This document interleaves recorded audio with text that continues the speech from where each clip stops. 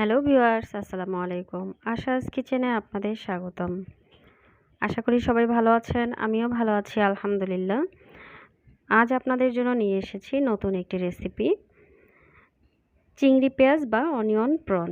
মজাদার এই রেসিপিটি পেতে পুরো ভিডিওটি না টেনে দেখুন। চলুন আমরা চলে যাই প্রস্তুত প্রণালীতে।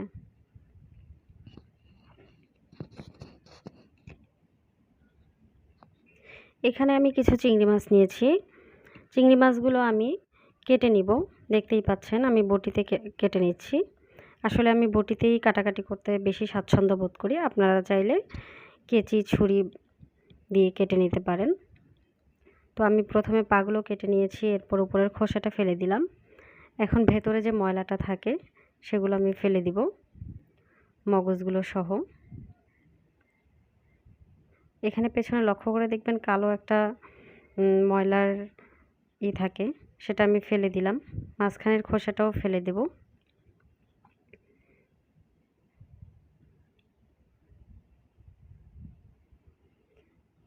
আর লক্ষ্য করে থাকবেন যে চিংড়ি মাছের পিঠের মধ্যে একটা কালো লম্বা একটা রগের মতো থাকে, আমি সেটা বের করে নিচ্ছি। এই দেখুন বের হয়ে আসছে, ব্যাস হয়ে গিয়েছে। আমি সবগুলো চিংড়ি মাছ এভাবে কেটে নিয়েছি। কেটে নিয়ে খুব ভালোভাবে পরিষ্কার পানিতে ধুয়ে নিয়েছি, দেখতেই পাচ্ছেন। এখন চলে যাব রান্নায়। এখানে আমি একটি কড়াই গরম করে নিয়েছি। এখন পর্যাপ্ত পরিমাণে তেল দিয়ে দিলাম। এরপর দেব 1 কাপ পরিমাণ পেঁয়াজ কুচি। পেঁয়াজগুলো নরম হয়ে আসা পর্যন্ত আমি নাড়াচাড়া করব।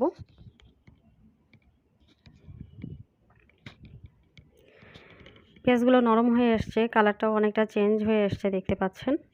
এই পর্যায়ে আমি সামান্য পানি দিয়ে দিব।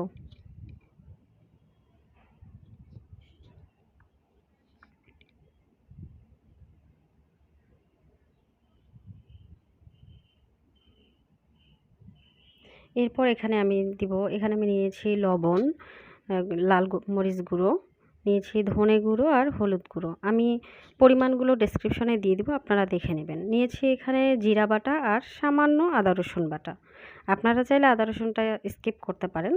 আমি চিংড়ি মাছে এই মশলাটা একটু ব্যবহার করি। তো মশলাগুলো দিয়ে আমি কষিয়ে নিচ্ছি।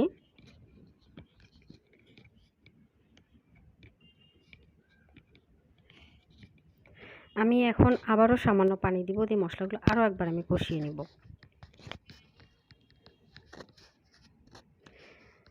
আমার মশলাগুলো কষানো হয়ে গিয়েছে, দেখতেই পাচ্ছেন তেল উঠে আসছে। এই পর্যায়ে আমি চিংড়ি মাছগুলো দিয়ে দিলাম, সামান্য নাড়াচাড়া করে নিব। এরপর এখানে আমি কিছু টমেটো কিউব দিয়ে দিব।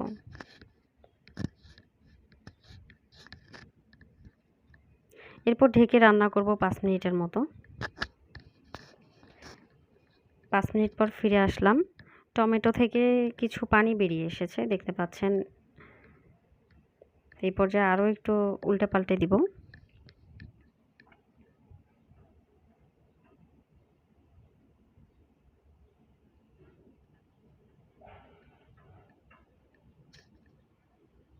দিয়ে আবারও ঢেকে রান্না করব কয়েক মিনিট। ফিরে আসলাম।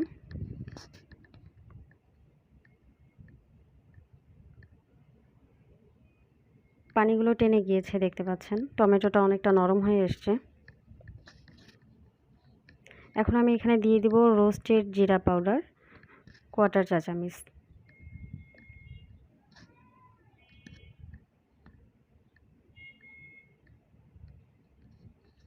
এরপর সামান্য পানি দিয়ে দিব।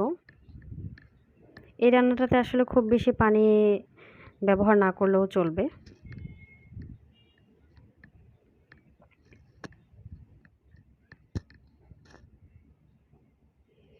এখন আমি কয়েক টুকরো মরিচের ফালি দিয়ে দিব, আর দিয়ে দিব পেঁয়াজ কিউব। যেহেতু আমাদের রান্নাটা হচ্ছে পেঁয়াজ চিংড়ি, তো এর জন্য এই পেঁয়াজগুলো এইভাবে কিউব করে কেটে দিব।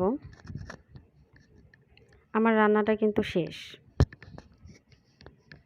এখন অল্প আছে, আমি 2-3 মিনিট রান্নাটা করে নেব। দেখতে পাচ্ছেন তেল উঠে আসছে।